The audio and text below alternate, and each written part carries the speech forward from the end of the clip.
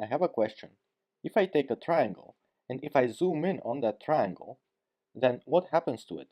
Does it have the same angles before and after the zooming? And what does it mean to zoom in exactly? I think Google Maps can help us answer these questions. Suppose that on this map, 10 kilometers in the real world correspond to 1 centimeter on the map. Now I'm going to make it such that 5 kilometers correspond to 1 centimeter of the map. So essentially, I want to scale all the distances by a factor of 2.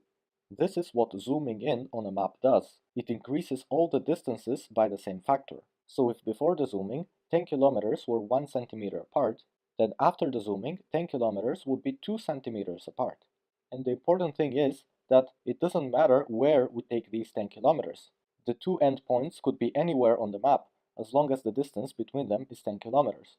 And if we compare the before and after distance on the map, we're going to see that after the zooming, it's going to be twice as large as before the zooming. Now focus your attention on the town of Buta and on the town of Ntvetve. Do you see what happens? Buta stayed in this circle, so Buta didn't change location. But after the zooming, Ntvetve changed its location on the screen. Before it was here, and now it is here.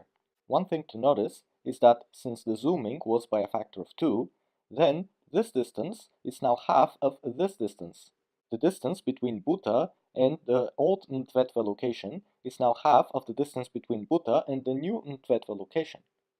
Zooming on a map means that only one point stays fixed, because suppose that another point stayed fixed, then the distance between the 2 points would again stay fixed, which is not allowed, because every distance gets scaled by a factor of 2. So every distance increases by a factor of 2. Another important thing to notice is that the new Ntvetve location, the old Ntvetve location, and the fixed town of Buta lie on a straight line. In general, if this is the location of a point before the zooming, and this is the location of the same point after the zooming, then the 3 points, the point that stays fixed, the old point and the new point, lie on a straight line. And if the zooming was by a factor of k, then the new distance would be k times larger than the old distance, where the two distances are measured with respect to the point that stays fixed. For example, because we know that the zooming we did was by a factor of 2, then we know that this distance is 2 times this distance. Furthermore, if we consider any length before the zooming, for example the length between this point and this point, then after the zooming, the new length would be k times larger compared to the old length. So if this distance was y, then this distance is now k times y, where k is the coefficient of zooming, by how much we decided to zoom in everything. All the distances on the map got scaled by the same amount. That's why we call this transformation scaling. Now let's imagine that this is a map of 3 cities, one city here, one city here, and one city here. And the distances on the map are 3 centimeters, 4 centimeters, and 4.5 centimeters. And we know that 1 centimeter on the map corresponds to 10 kilometers in the real world. So in the real world, the distance between these two cities would be 30 kilometers, here would be 45 kilometers, and here it would be 40 kilometers. Now I'm going to zoom in on this map by a factor of 2.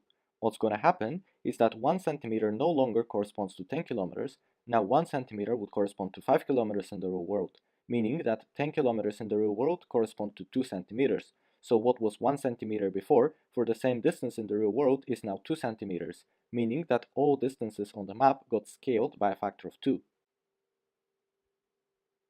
To update the distances, we just multiply them by 2. Now consider the following situation.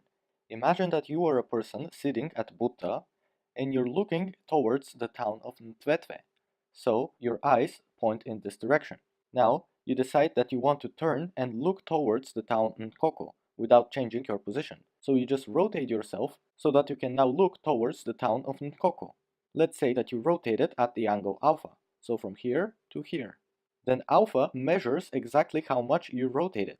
And you can take any map, draw lines from Ntvetve to Buta and for Buta to Nkoko, measure this angle alpha, and figure out how much you should rotate so that you change your point of view from looking towards Ntvetve to looking towards Nkoko. And note that any map that shows you the 3 towns would work, because it doesn't matter how zoomed in the map is when you're calculating this angle alpha. It's still the same angle. Now, I'm going to zoom in on the map. You can see that on this new map, you standing at Buta have to turn again from looking towards Ntvetve to looking towards Nkoko. and the angle at which you're going to rotate is again the same angle alpha. Hence, when we zoom in on a map, the angles don't change. Now let's return back to this example. Imagine that you're standing at this town and you're looking towards this town, and you rotate at this angle so that now you're standing at the same place but you're looking towards this town. The amount you rotated on this map is the same as the amount you rotated looking at this map here. And therefore, this angle equals this angle. Similarly, this angle equals this angle, and this angle equals this angle. Two triangles that have the same angles we call similar triangles. And for similar triangles, we know that their corresponding sides are proportional to one another.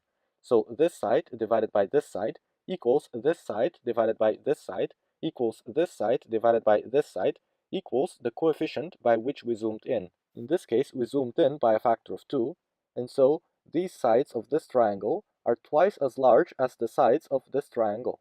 So in general, if this triangle has side lengths A, B, and C, then this triangle, which is similar to it, must have side lengths K times A, K times B, and K times C. What's great is that all the corresponding elements in the two triangles are also proportional by the same factor.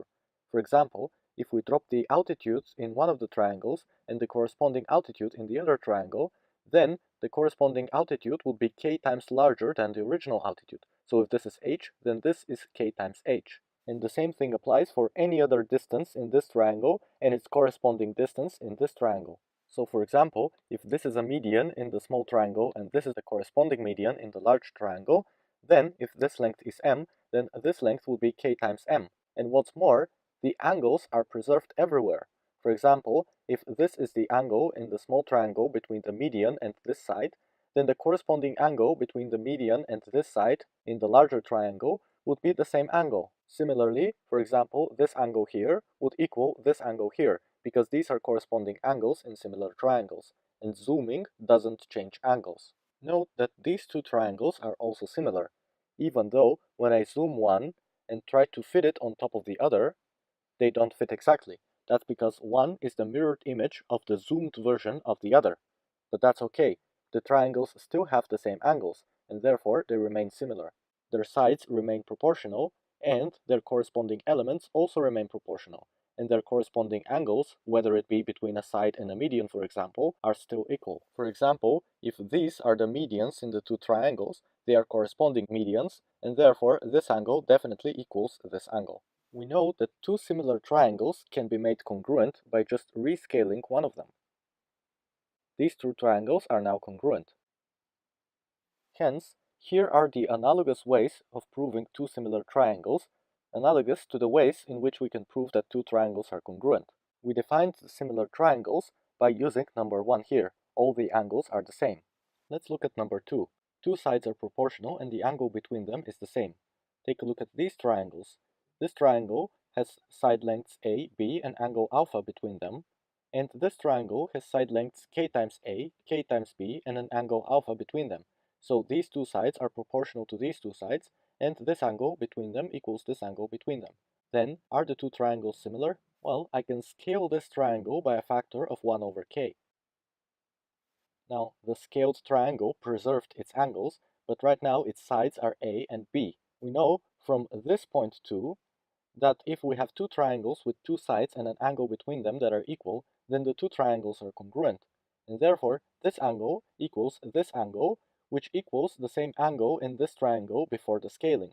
Similarly, this angle equals this angle right now, and it equals this angle of the same triangle before the scaling.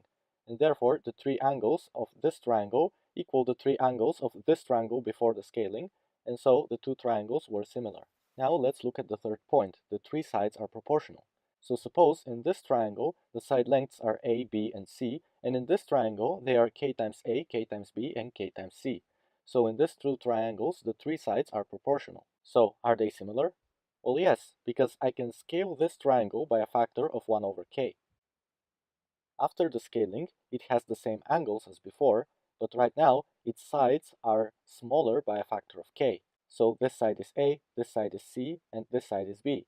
And now these two triangles have all their three sides equal, and so we can apply this criterion for congruent triangles, meaning that the three angles of these two triangles are equal to one another. But this triangle didn't change angles before and after the scaling, and therefore the angles of this triangle and of this triangle before the scaling are equal, meaning that they were similar. By applying the same type of scaling, we can prove that the fourth criterion for similar triangles is also true. Now to review, take a look at this donkey. I'm going to apply some transformations to it. This transformation is translation. I'm not changing the shape of the donkey and I'm not changing the size of the donkey. Now I'm applying rotation to the donkey. I'm not changing the shape of the donkey and I'm not changing the size of the donkey. I'm just changing its orientation. And now I'm scaling the donkey. I'm making it larger and I'm making it smaller. So obviously I'm changing its size. And the important thing to remember from today is that I'm not changing its shape, only its size. To prove that I'm not changing its shape, let's consider an arbitrary triangle inside of the donkey. I'm going to scale the donkey now, and as you can see, the triangle, the new triangle, is now similar to the old triangle. In other words, all the angles are preserved. And because I can do this for any triangle in the donkey I wish, then the donkey must have preserved its shape. Since if the donkey didn't preserve its shape, then one of the angles must be off. But then I can construct a triangle with this angle in it, and the triangle would preserve its angles, and so this angle that was off turns out to be preserved. So that's a contradiction. It's not possible that the donkey didn't preserve its shape. The optional problem is find the length of the diagonal of a square with side length 1. And here's the solution. We actually don't need half of the square to solve the problem. First, we need to notice that this is a right angle and that this triangle is isosceles, therefore this angle equals 45 degrees.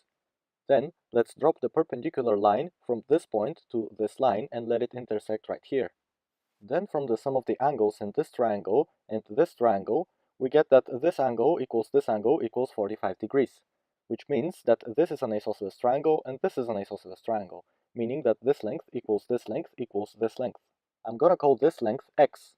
And now notice that this triangle is similar to the large triangle, because both triangles have angles 45 degrees, and 90 degrees. Therefore, their sides are proportional. So, in this small triangle, we get the proportion x divided by 1, and in this large triangle, we get the corresponding proportion 1 divided by 2x.